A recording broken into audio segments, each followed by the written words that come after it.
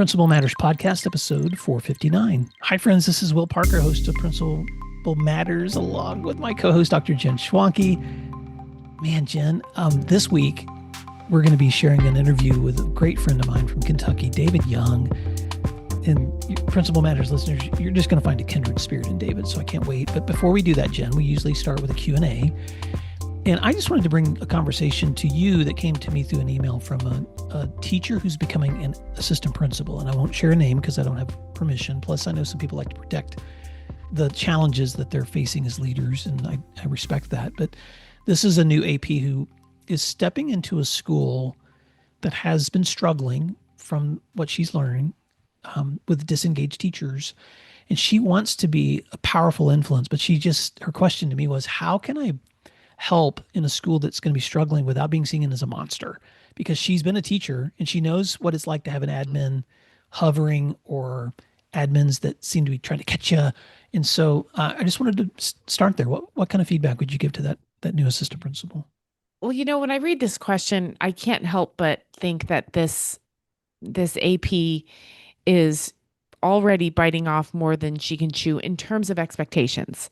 I feel like she's assuming or hoping or wishing or wanting to go in to the school and find a way to engage all of those teachers and fix all of their problems and be the hero. And what I would say is slow your roll a little bit, because it really takes time. It takes time to build those trusting relationships. If you do, even by nature of using the word monster, it implies to me that she assumes they're going to lash back, fight back against the monster. And so that's what she has to eliminate, is any instinct that someone would want to do that with her. And so therefore, don't be a monster. Be a supporter, be a listener, be someone who shares perspective, not necessarily mandates or advice. You and I talk about this all the time. We say, so many people get into a role and they want it to be a splash in terms of a success. Everybody loves me. I've done everything that everybody needs, and now we're in a perfect place. But it just doesn't work that way. It takes time. Mm-hmm. So that would be what I would say. What about you? No, I love that. And interestingly, I was on a call with another leader right before this Zoom with you, and we were having a conversation about a new school, a new role, and talking about some of the same fears. And after we got past the fear, we also talked a little bit about the strategy. And so I'm going to put them in three buckets. And by the way, I do not say the same thing to every person when they ask these questions, because it's so much, and you've helped me with this, Jen. Every situation's different. Every person's different. Every community's different. So that not one size fits all. So I'm just going to apply something here that may not fit, but it's maybe helpful too. And in this most recent conversation, we were just talking about three buckets. Bucket one is who's on your leadership team. Make sure that you're together and unified and clear on what your goals and expectations and roles are and responsibilities, because those nuances are super important. Bucket two is relationships with your teachers, your staff, the people whom you're going to be serving. So pouring into getting to know them, building those relationships so they trust you, so you know them and their kids and their pets and all those relationship building things you can do before school starts, so that you already have a strong relationship and you can set what those professional intentions are that you have, but you're doing it within the context of relationship. And then bucket three would be your students and parents, because now you're going to be welcoming people into the school that you're actually serving with these other teams, and you got to pour into them too, so that they feel loved and supported, and they feel like you're present. They recognize your professionalism. If you can pour into those buckets of people, then the systems, the to-dos, all that other stuff becomes a whole lot easier. Yeah. To manage. So I'll just say that. Right. And I hope this listener has confidence that she can do it with time. It's so important to go into this role thinking, okay, someone hired me. They have faith in me. I've got the skills I need. I was just talking to an assistant principal last week, and she said, listen, she was talking about being a principal. She goes, I know I can do the work. And I'm like, that's all I need to hear. You need to know you can do the work. It was a great conversation. So I hope this listener is saying, I can do this. I got it. Well, we're saying that to you as well. And anyone listening that's stepping into a new role, you got chosen because you can do the work. Yep. And gosh, Harry Wong is coming back to mind. Remember his first days of school, Yes. and he used to encourage you to take your diploma, take your certificate, frame them, and stick them right on the wall, and say, "Guess what? I'm your teacher and I'm qualified. Yeah. This is what I've done to get ready for this role." And Right. sometimes what I love about that, Jen, you would say this in one of your books, update that resume, and just Right. remind yourself that you've been trained, Right. and you got this. Well, Principal Matters listeners, I hope you love this conversation with David Young because he's going to dig into the nitty gritties of school leadership as well. But until next time, you can check out any of the resources we have at my website at williamdparker.com. And Jen, where can they find you? Yep. They could find me at jenschwanke.com. And that's where you can also subscribe to my new newsletter we talked about last week. So, yes, I hope to have a bunch of you following along. Yes, follow it. And we'll try to put a link in our show notes too for that. Great. But thank you for doing what matters. We'll talk to you again soon. Let's take a moment to thank our sponsors, and then we'll be right back. Everyone talks about the power of data-driven instruction, but what does that actually look like? Look no further than IXL, the ultimate online learning and teaching platform for K-12. IXL gives you meaningful insights that drive real progress, and research can prove it. Studies in nearly all 50 states show that schools that use IXL outperform other schools on state tests. Educators who use IXL love that they can easily see how their school is performing in real time to make better instructional decisions. And IXL doesn't stop at just data. IXL also brings an entire ecosystem of resources for your teachers with a complete curriculum, personalized learning plans, and so much more.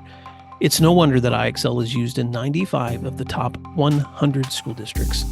Ready to join them? Visit ixl.com/PM to get started. At Principal Matters, we talk a lot about leadership, culture, and building strong school communities. And this fall, I want to invite you to a powerful event where we will take those conversations even deeper. On September 24th through 25th, Aptigy's School CEO Conference in Little Rock, Arkansas, is bringing together K-12 leaders from across the country to explore one big question.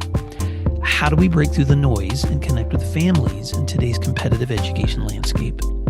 This year's theme, What Parents Want, dives into research-driven strategies for parent engagement, enrollment growth, and building trust. You'll learn how to reach today's families with clarity and purpose, how to stand out from other districts, and how to use digital tools that actually work. Day one is hands-on workshops, and day two will be back-to-back keynote speakers, including one from me. With only 500 seats and no vendors, this is more than a conference. It's an experience. Learn more at aptigy.com/conference or visit schoolceo.com. I hope to see you there. You're listening to Principal Matters, the School Leaders Podcast. Hi, friends. This is Will Parker, host of Principal Matters, the School Leaders Podcast, where each week we bring you inspiring, innovative, and imaginative ideas for your own school leadership. This week, we're going to be talking about unlocking academic achievement with my special guest, David Young. David Young is the CEO of the Central Kentucky Educational Cooperative in Lexington, Kentucky. He resides in Danville, Kentucky with his wife, Holly, and their triplets, Mason, Connor, and Emma. David is a longtime school and district leader, having served as a principal and assistant superintendent before beginning his work in his current role. Under the guidance of David and his team, schools and districts across central Kentucky have experienced greater improvements in both standards, mastery, and student achievement while working to implement the measurable results system. He's also the author of the book, Unlocking Academic Achievement, a Principal's Guide to Improved Measurable Results. David, welcome to Principal Matters Podcast. Why don't you fill in the gaps on that intro and tell listeners something else they may be surprised to know about you? Oh, sure will. Well, I want to say, first of all, thank you for having me. I have been a fan of Principal Matters for a long time, so it's an honor to be on the show with you. I guess really to fill in the gaps, really the gaps are, this is a system that it did begin with me, but certainly I have been blessed with so many people along the way who have shaped it and made it better. I even married well. My wife, Holly, is one of the strongest educational leaders I know, and so I'm able to talk with her, and she had a hand in this system over the years as well, and so just very blessed in that way. Something that the listeners might not know about me, if you had spoken to me as a young teacher, I was an elementary school teacher. I started out teaching first grade right out of college. And if you had asked me back then, I really had no intention of becoming a school leader or a district leader. In fact, at that time, I was an assistant boys basketball coach at our high school. And I really believed that my destiny in life was to be an elementary school teacher and a high school boys basketball head coach. I'm not sure how I thought I was going to do both of those things at the same time, but that was my intent. And it wasn't until later that I realized how much I enjoyed curriculum and instruction. And as much as I love working with kids, I really enjoy working with adults and training them and helping them better their skills. And so being a principal was one of the best moves I ever made, but it wasn't the original plan. Oh my gosh, I love that story. I just love also how pathways change for each of us, the different seasons of our life. I was just on a call this morning with a young leader and who's looking at the potential of moving into from assistant principal to principal. And, we were just talking about, and I won't try to give you the entire conversation, David, but the gist of it was holding on to the fact that the position doesn't change the importance of adding value wherever you are. And so, Mhm. whether you're in that first grade classroom or coaching that team or leading that school or the CEO of Central Kentucky Educational Cooperative, you're still trying to figure out how can I give value and help grow other people. Can you take a moment and just describe a little bit about what you do because I want to spend some time in your book, which, by the way, thank you so much for the copy that you shared with me because I've been enjoying it so much. And but before we jump into your wonderful book, Unlocking Academic Achievement, would you tell us a little bit about what happens at the Central Kentucky Educational Cooperative and what inspired you to work there? Yeah, thanks. So in many states there are regional educational service agencies, and all states have their own acronyms. In some states they're called BOCES, and some states they're called CISAs, and in Kentucky they're called cooperatives. And so we have 8 educational cooperatives that are regional. We are what is called a quasi-governmental agency, which is just a big way of saying that sometimes we are just like a school district, and sometimes we are just like a nonprofit organization that has to be entrepreneurial and generate our own revenue and those types of things. Um, we serve the districts in our region in special education services, also food service. And then we have a very large group. Those are smaller groups of districts. Then we have a very large group of districts who pay membership dues to be a part of our organization. And we really specialize in training for teachers and principals in standards and instruction and MTSS and behavior. So we really try to lead them in some ways. We're fortunate to be able to hire the very best educators from this region of Kentucky. So we try to lead in that way, but then we also try to support them and customize our support to exactly the needs that they have at the moment. Well, thanks for that explanation. And if you are a Kentucky listener and you want to connect with David and the work that he does through the Central Kentucky Educational Cooperative, we'll put a link in the show notes to that work, David. Okay, Unlocking Academic Achievement, a principal's guide to improve measurable results. David, I've done this work for a long time. So I read a lot of books that come out from school leaders. I've reviewed a lot of books. I've enjoyed a lot of that, the work of just digging into other people's. And so I was trying to think of a way to describe your book, and this will be probably a poor attempt to do it. But some books you read because you want inspiration, and some books you read because you want some practical ideas. Your book is what it says it is.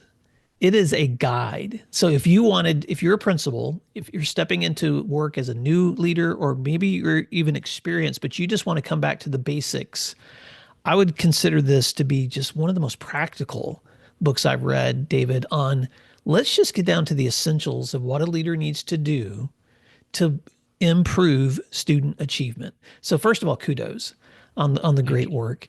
But I want to begin by just asking you, because I want to dig into some of the content. So I'm going to begin with this question.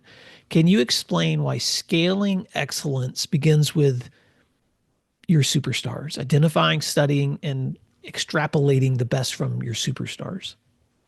Yeah, thank you for that question, and thank you for that compliment as well. That is exactly what I intended it to be, as a practical guide for principals. Really, no matter where your school is, if your school is struggling academically, or it's somewhere in the middle of the road, or it's a high performer, I believe the intent of the book was to allow the book really to meet you where you are and be able to take you to where it is that you want to go in a very practical way.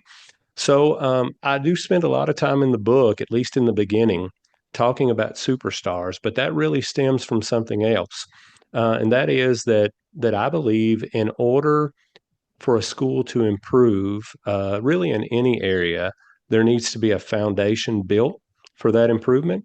And in the book, I talk about how important it is to establish guarantees or agreements.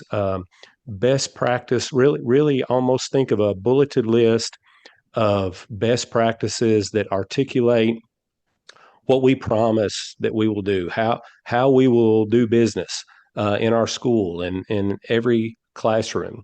I mentioned that I was a coach, and so when I became a young principal, I spent a lot of time in my superstar teachers' classrooms, just trying to figure out what it was that made them so good at what they did, and how much of that was talent based versus how much of that was scalable and was Mm. skill based, things that we could put into a system and teach other teachers how to operate that way. And then because I was a coach, I also didn't mind to go scout other schools and to steal great ideas. And excuse me, and they were gracious to allow me to come, but I would go to other schools that were higher performing than we were. Mm. And what I noticed was in those schools, many of the same things were happening in my superstar teachers' classrooms. But the difference was in the high performing school, those things were operationalized. They were happening in most, if not all, classrooms. Whereas in my school, those things were still only happening in my superstar teachers' classroom. So you have to come to a set of agreements or guarantees for how we will do business. And it works best when those statements describe what's happening in your best teachers' classrooms. Mm. Well, you also referenced some teaching from Todd Whitaker, who I know we all admire Todd's work. Sure. And Todd does such a great job too of capturing the importance of looking through that lens. But what I liked about your application was not just looking through the lens of how do I communicate and elevate and celebrate my superstars, but you really study teach strong teaching. So in your own buildings that you've led, in the district where you were a leader, and across the schools where you spent time scouting for talent. But then you take it to another step, which I think is so wonderful. And this was the second question I wanted to ask you is why is utilizing expertise within so crucial to you for guiding leaders who want to reach their targets and destinations for student achievement? You know, I think as individuals, and then I'll talk about as groups of people, but as individuals, I think it's just really important when we believe that we have what it takes to achieve what it is that we would like to achieve. And in the school business, our intentions are pure. We want to do what's best for children, and so we set goals within that, and to really have the healthiest approach to that, I have to believe that, inside I have what it takes. I either have that expertise or I'm bright enough that I can develop expertise in that area to do those things for children that I want to do. So if you expand that into a staff, it's just a powerful, empowering way to lead for your staff to believe that we can go bring in outside expertise, but only if we choose to, not because we have to, not because they're not because there's no knowledge or skill base here, but rather there are people up and down this hallway who are great at the thing that we need to be great at as a district, and I can learn from those folks. I might even have something that I'm really good at that I could share that I could share with the staff. So, it just it changes. It's a mindset that changes my approach, and it changes. It takes away this mentality that we don't have control of our own destiny, or the federal government is going to do something to us that keeps us from succeeding, or our state department, or even the district office. When we believe that we have everything it takes right here, then when we do get support from the district, it's icing on the cake. When we do get support from our state department, we're grateful for it and we're happy, but we feel like we can achieve great things all on our own. Mm.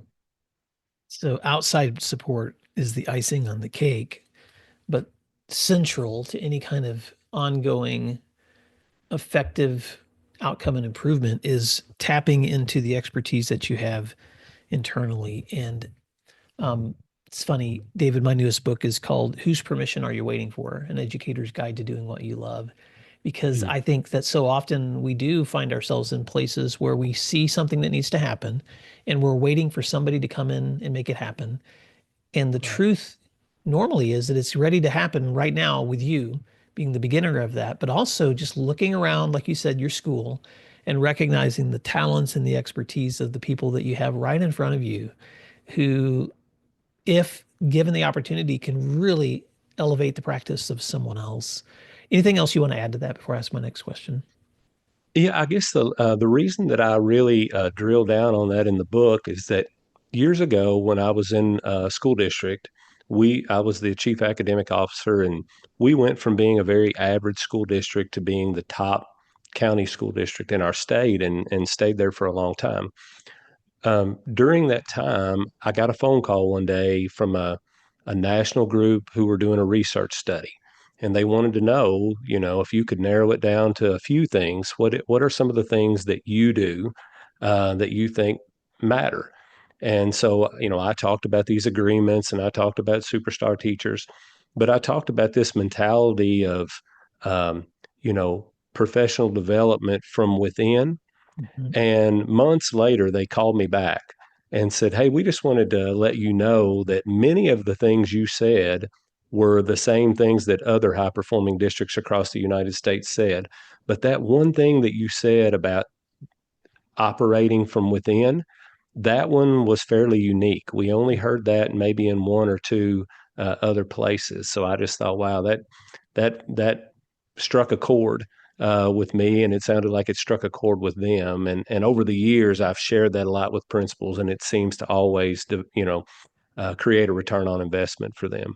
Oh, that's so encouraging. So let's talk about congruence because this is the part of the book where I felt like you were just willing to get down to the nitty gritty. And as I was thinking about this, David, I was thinking about how science, teaching is both a science and an art. But you Mhm. take some time to just really unpack, I would call the science of teaching. So talk to us. And for some listeners, this is going to be no surprise. But I want to sit here for a moment because I believe it's so essential. Why, for you, is congruence with standard-based teaching so integral if schools are going to actually see students achieve?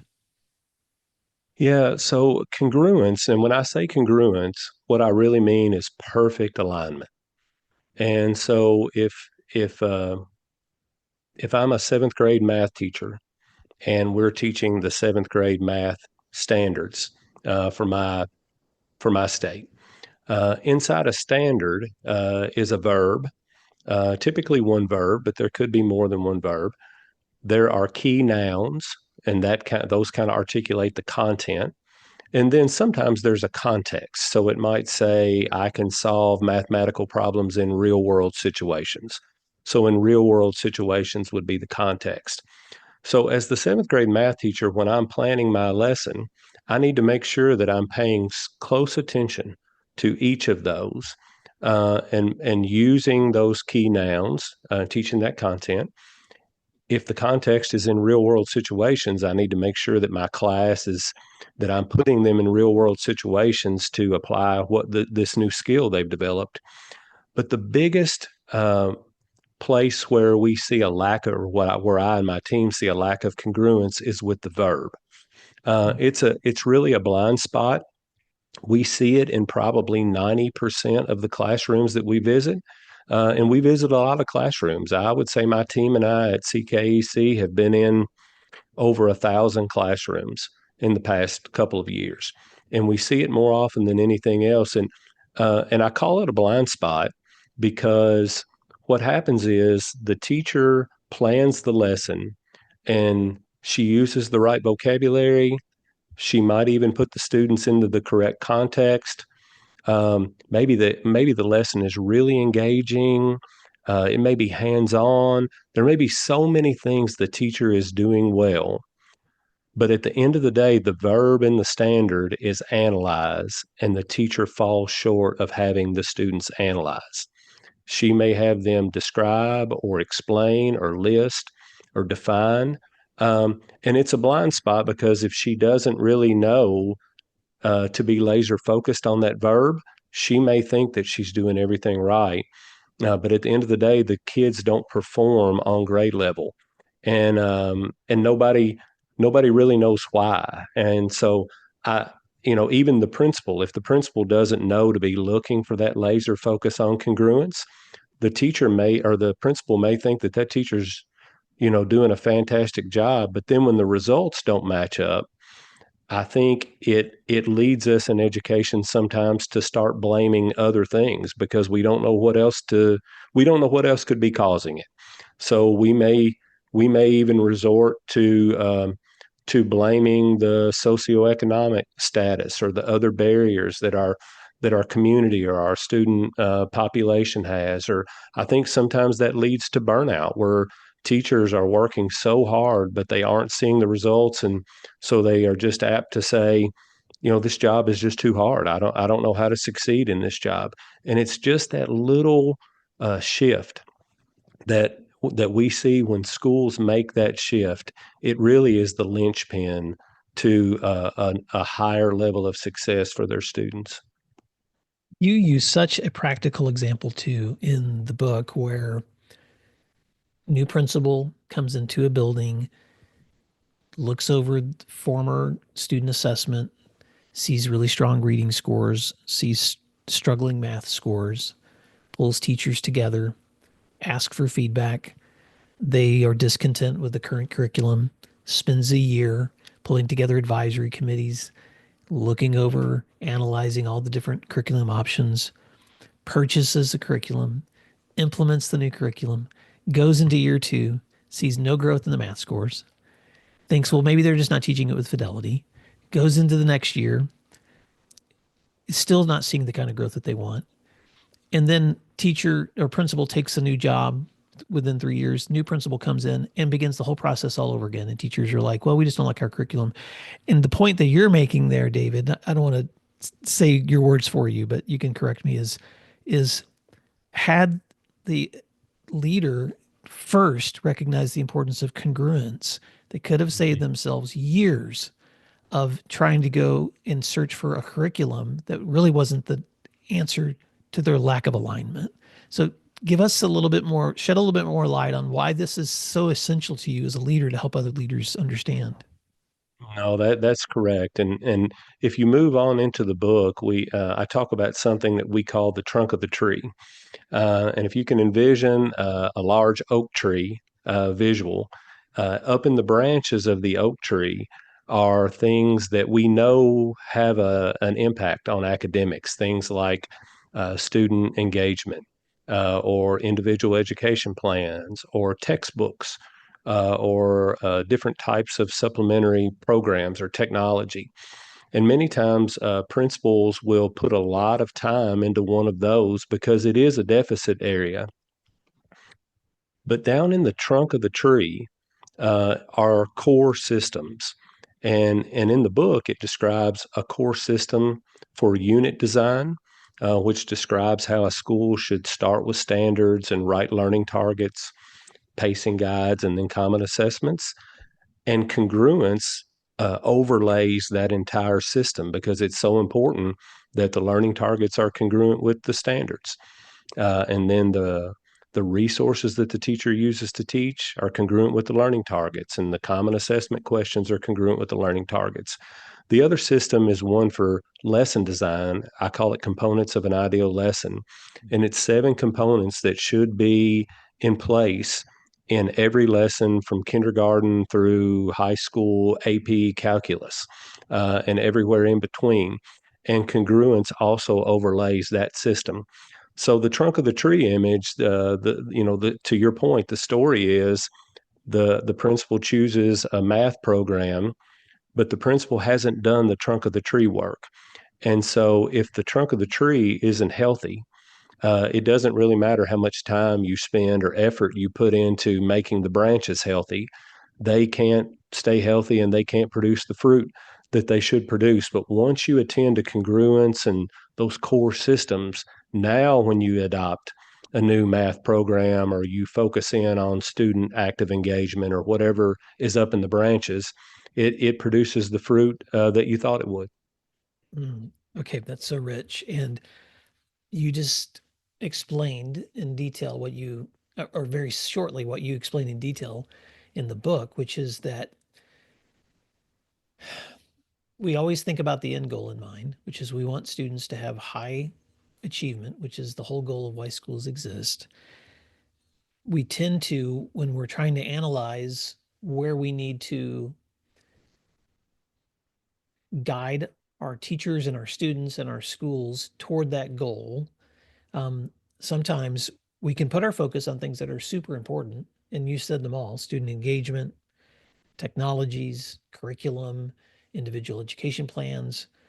But if we aren't taking time to pay attention to those core systems, unit designs, pacing guides, common assessments, and learning designs, what every good lesson includes, then we're, I don't know how another analogy to use. It's almost like you're giving someone um, a bow and arrow without a target. Right. And so I want to just sit there a little bit longer, David, because um, and I want to make this personal. So take us back, because you've been a leader. You've been through this more than once. You've led in different school settings. You've led at a district level.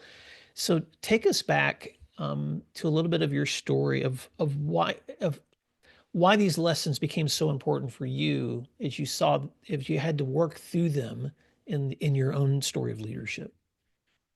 Yeah, I appreciate you asking that. So I was an elementary teacher for 7 years, and then I became a principal of an elementary school. And it was the second biggest elementary school in the state. And I was a third grade teacher by then.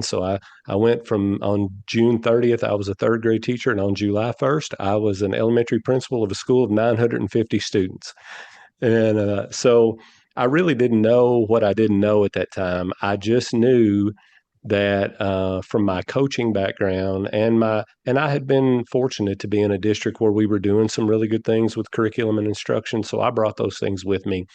And then, as I said earlier, I spent a lot of time in my superstar teachers' classrooms and visiting those high performing schools.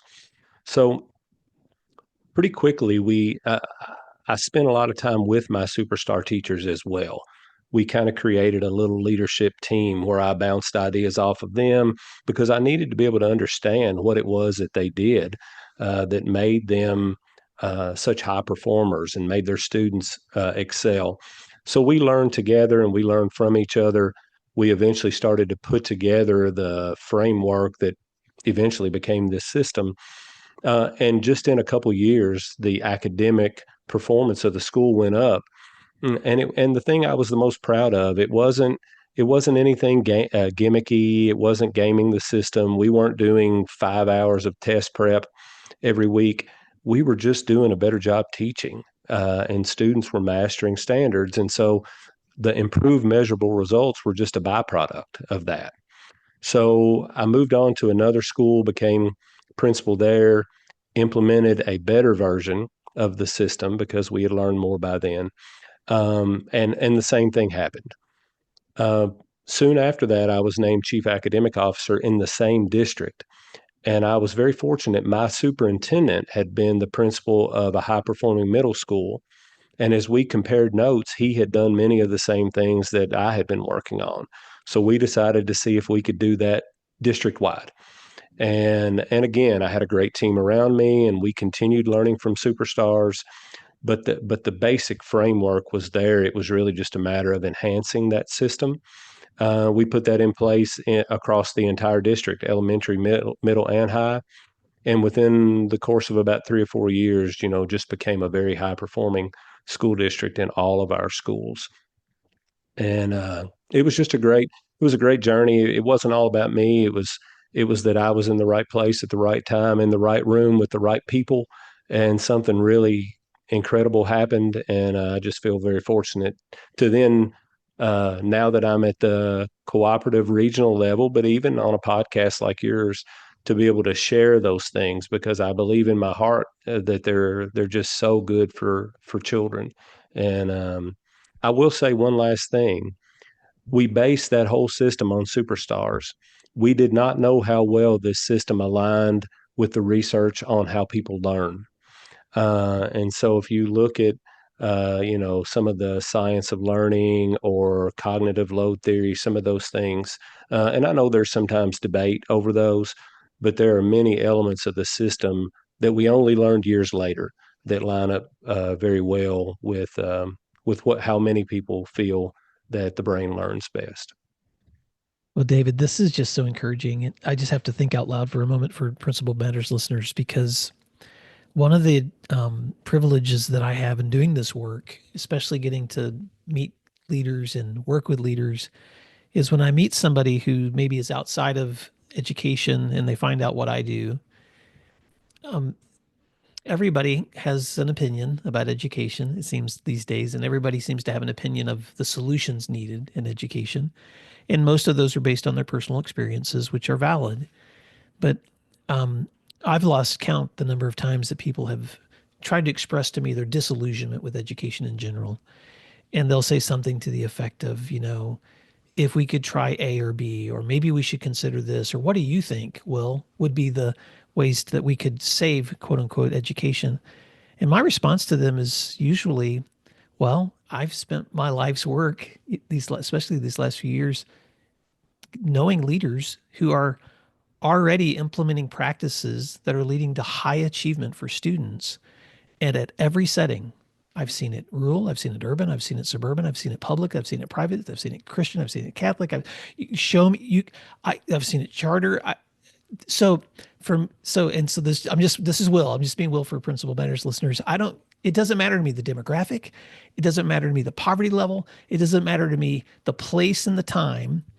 When I have worked with leaders, David, like you, who are saying to me, this is what we did, then thank you for the gift of your book. Because what you did too was you haven't just led schools in a district and now serve schools across the state of Kentucky that are doing this, but you took the time to just write down the manual of, hey, if you want to do this, it's not easy, but it is systematic, it's intentional, and it's doable.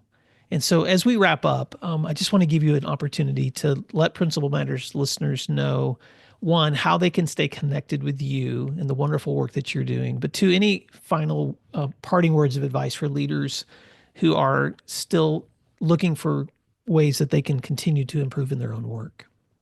Well, thank you.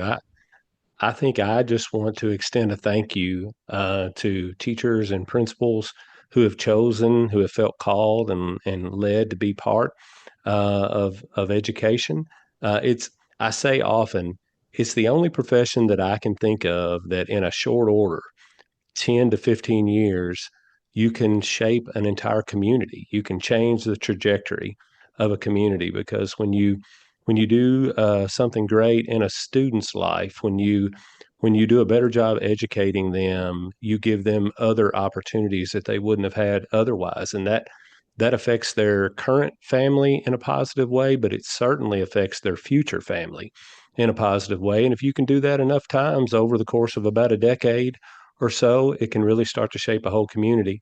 And as I said, I really can't think of any other profession that has the capacity to do that. So kudos. If you're listening today, thank you for what you do.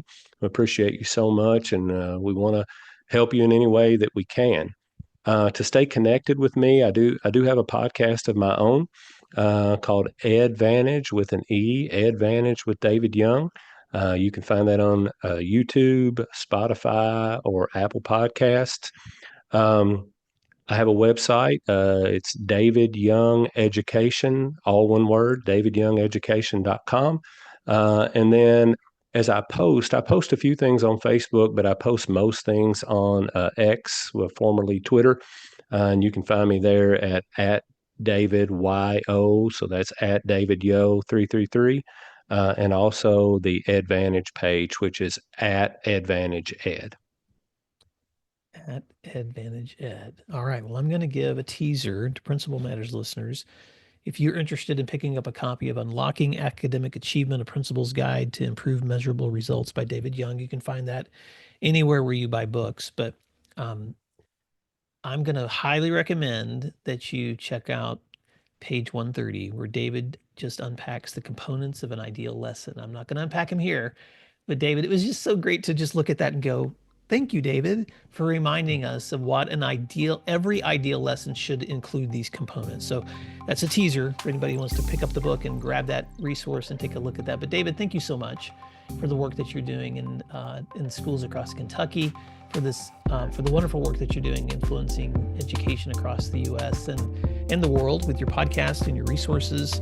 And Principal Matters listeners, thank you for the opportunity to learn together today, because what you do matters. We'll talk to you again soon. Thank you for listening to today's episode of Principal Matters, the School Leaders Podcast. If you enjoyed the show, would you take a moment and like, share, subscribe, or leave us a review? In fact, if you share it out with a friend, even more people can become a part of these conversations. Sign up for our newsletter at williamdparker.com for even more free resources. And don't forget to check out our website to learn more about our books, professional development offerings, Grow Academies, masterminds, executive coaching, and keynote presentations. Wow, let's keep learning together. And thank you for doing what matters. Principal Matters.